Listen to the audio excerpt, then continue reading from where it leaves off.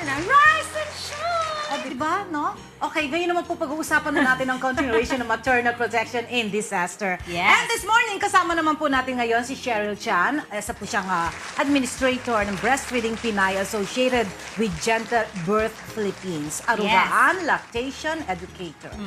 And of course, this morning, kasama pa rin po natin ang nagbabalik na si Nanay Ines Avellano Fernandez, Gentle Birth and Breastfeeding Advocate, Executive Director of Arugaan Mother Support Group. Arugaan Support System for Women with Infant and Young Children. Good morning. Morning. Welcome back, Miss Cheryl. Thank and Miss, you. Nanay Nanay Ines. Ines. Thank Yes.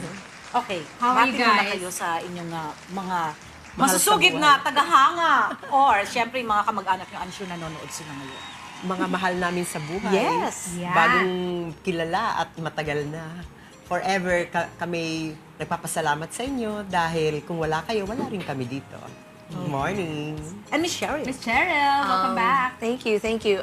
I would like to thank all the supporters of Breastfeeding Pinays, Gentle Birth Philippines, and our local associations of mothers who watch our show every time we're here Yay! in support. Thank you. Thank you so Thank you. much. Okay, partner. ikaw na. Oh, sige, umpisahan na natin. Why are you guys advocating for a longer maternity leave? Because I remember yung topic natin few weeks ago or yung mga nakaraan, we only have 2 months here, right? Correct. Whereas yung ibang countries like, 6 months. 6 months. And to think, mas medyo hirap pa sila na countries, they have 6 months. Bakit po natin kailangan, ano po itong advokasya na to? Kasi 2 months paid maternity leave lang ating batas. Yun na nga napakababa na sa global ladder. Tayo ng pinakamababa, tayong kawawa. And yet, yung women of reproductive age, yung nanganganak, sila yung hina-hire, silang kailangan sa trabaho. Kasi mga malalakas, alerto, on the go, creative. In spite of that, ginagampanan nila yung yung kanilang reproductive task apart from productive work. Sabay-sabay na ginagampanan. Kaya kailangan nila, sabi nga ng WHO, ang rest and recuperation should be a minimum of 4 months. Otherwise, magkakaroon ka madalas ng infection, urinary tract infection, bleeding, Yes. uterine prolapse. So, syempre, anemia, panghihina ng katawan. Biro mo, 36 ka pa lang, para nang nanghihina na ang katawan mo. Mawawalan ka ng trabaho. Hindi ka natatagal sa trabaho. Okay. Ito naman ang anak mo ay nag-aaral na. So, kailangan ka din. So, masyadong it is so discriminating to women because hindi nare-respond yung unique needs niya, nabigyan siyang support. Sa madaling sabi, kailangan natin sundin what should be medically prescribed. Siyempre, hindi naman tayo kontento lang sa 4 months. Kasi ang Vietnam nga, kinilala nila na 6 months. Ang Bangladesh, mas mahirap pa sa atin. Nilaanan nila ng budget for a maternity leave, longer maternity leave with pay. Kailangan mag-rest ang mga mami para tumagal ng hanggang 40 years old, malusog ka pa. Kaya sila yung ating tagakalinga ng ating saling lahi. So, tingnan natin yung kanilang papel sa ating society. Napakahalaga ng mami. Multitask talaga siya. Kaya, importante na hanapan natin ng paraan para madagdagan itong kontribusyon na paid maternity leave from 2 months to 6 months. Based on health reasons, Yes. based on economy of the Philippines, nagko-contribute sila a robust economy. Okay. Alam mo, partner, kasi talaga tayo, napakahirap ng isang role ng isang mommy. So, kailangan talaga tayong pangalagaan. Lalong-lalo na kapag tayo ay nagbubuntis at nanganganak. Diba? Dapat hindi yon baliwalain. Tama. Alright, how about the children for working moms? Yes. Ang children for working moms kasi, they have a value also when they're not away from work.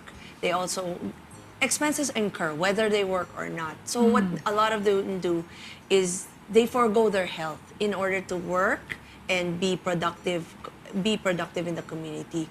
We have to focus on yun, parang even as much as this is the high cost of formula feeding kasi versus, if you breastfeed or not.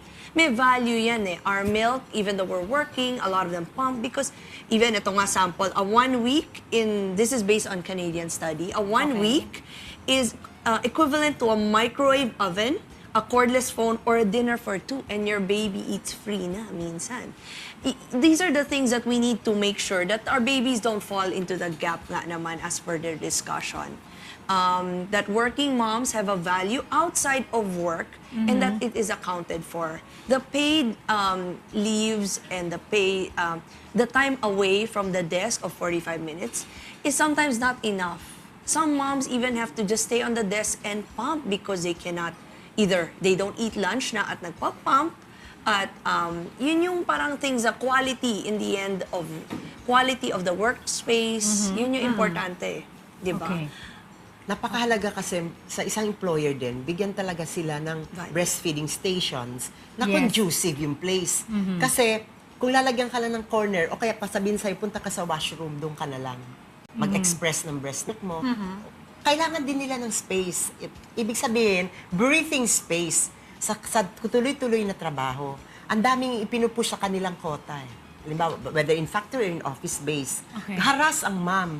Whereas, kung may support yan, yung quality of work nila, kasi grabe yung Hindi worries. affected, oo. Hindi, oo. It Minsan, can even enhance work production. Yes, okay. The fact that there are some countries that provide daycare for babies, or I think we are looking into, Nanay Ines is looking into, she has done work for play that babies are on daycare. this is a 10-hour. 10-hour daycare Non-stop. for babies, ha? I remind you again. Like, how old is your starting? 2 months. Kasi 2 maternity leave months. natin 2 Maternal. months. Okay.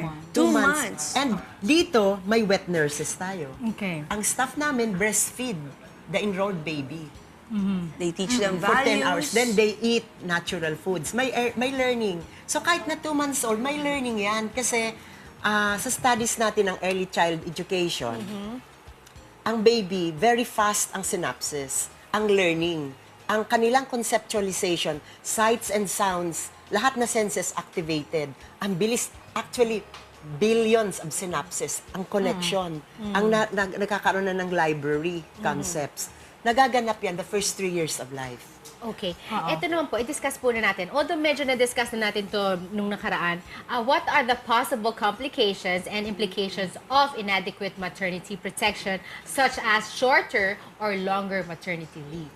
Yun na nga, sa shorter, nagmamadali ka na, hindi ka pa nakaka-recuperate, maaaring Mag-relapse ka. Magre-relapse ka, tatakbo ka na sa opisina mo. Okay. Tapos, ang dami mong gagawing trabaho. Bago ka umalis, dapat may pagkain na dyan, handa na lahat.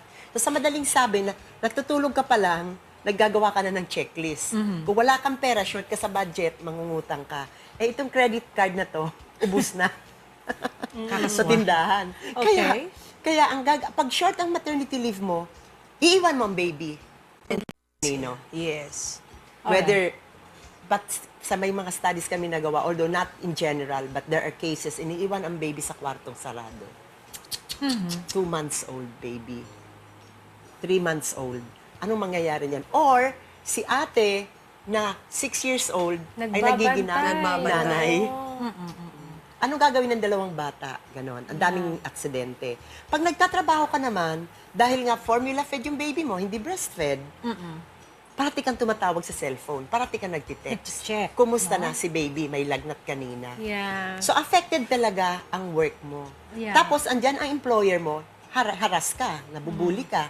Kasi, you're taking your time out and then, hindi ka pa focus. You're not 100% nakafocus sa trabaho mo. So, it extol a lot of your worries. Tapos, hindi lang yan.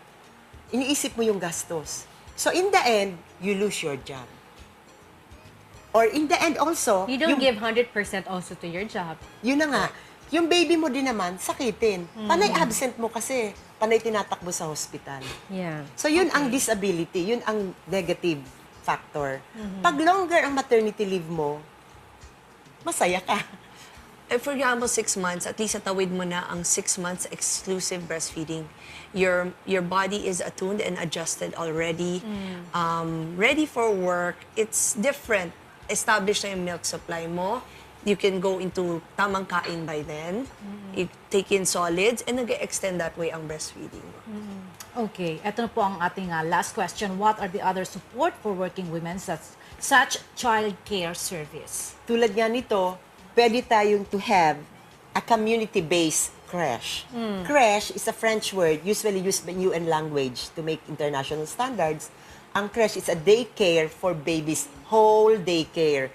Ang nangyayari sa atin, marami tayong preschool. Kasi Preschool. lucrative sa business. Ang preschool, 3 hours. Magdadala ka ng baon, maglalaro, may counting learning, uwi na. Next batch, second batch. Kaya ang preschool, 3 sets ang classes ng mga 4 years old, 5.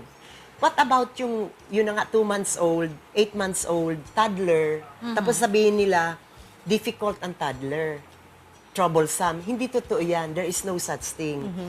There are only delinquent adults, but not delinquent children. Yes. Kaya, sana sa community-based, o kaya bring your baby in a baby sling, go to work, tapos may daycare at workplace. Yan ang Sana, kulang. no? Oo. Meron preschool, pero never for babies. Yes. Ay hinahabol natin yung learning experience nila. Kasi a baby, 3 years old below, who is exposed to any experience, whether good or bad, that imprints for a lifetime. That becomes her personality. So kung nakakulong siya sa kuna, at pag nagising, bibigyan bote para makatulog, mabuti pa yung tuta, yung kitten, free. Makasuso, they can roam free. Pero hindi, yung nag-aalaga kasi, maglalaba, magpaplansya, magluluto, kaya bibigyan ng bote. Yeah. So ano ang consequence?